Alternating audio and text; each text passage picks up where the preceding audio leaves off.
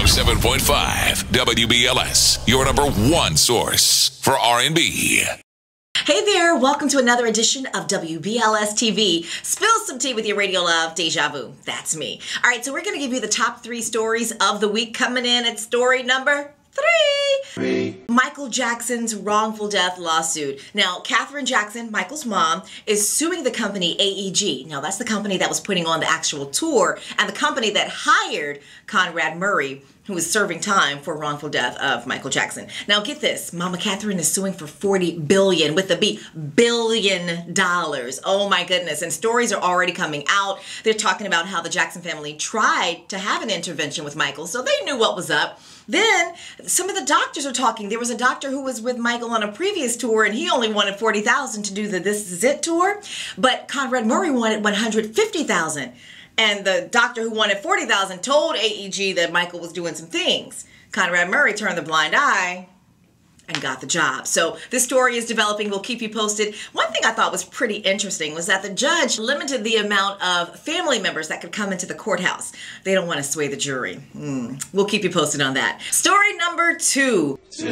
Sad news is Chris Kelly was found unconscious. He passed away, and they're saying that it had to do with possible overdose of heroin and cocaine. It's something that many celebrities have done and passed away from. It's called speedballing, and I don't know what caused it, what triggered it, if he had drug problems previously. However, he did have some illness, and some folks were saying, Deja, how come the media is not really talking about the illness that he faced? Well, maybe he was in remission of that illness and he started using hard drugs. I don't know for sure, but don't blame the media. We're only putting the information out there because, as a matter of fact, Mama was the one who told the cops that he had been doing the coke and the heroin. Just FYI, and rest in peace, please, Chris Kelly. Now, here's a side note before we move to story number 1. Why did a local NBC station in, I believe it was Atlanta, they put up a picture of Jermaine Dupri saying that it was Chris Kelly of Criss Cross?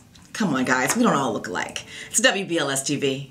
Story number 1. Story number 1 belongs to NBA player Jason Collins. The latest issue of Sports Illustrated tells all about his story, his life, and him being black and gay. Now, he's the first openly gay, active Major League player. So they say. Because I found another story where my girl, what's her name, Jamie Lee Curtis, was doing something about a black baseball player in the 70s. I'll give you all that at facebook.com/WBLS1075NYC. Back to Jason. All right, so Jason actually came out. He's still active in the NBA, and people are giving him a lot of support. Now, there are some folks who, behind closed doors, and even some people who tweeted and deleted some little funky remarks about it. But I say this, hey, dude, do what you got to do. Love yourself. Be happy with who you are. The question is, can you still rebound?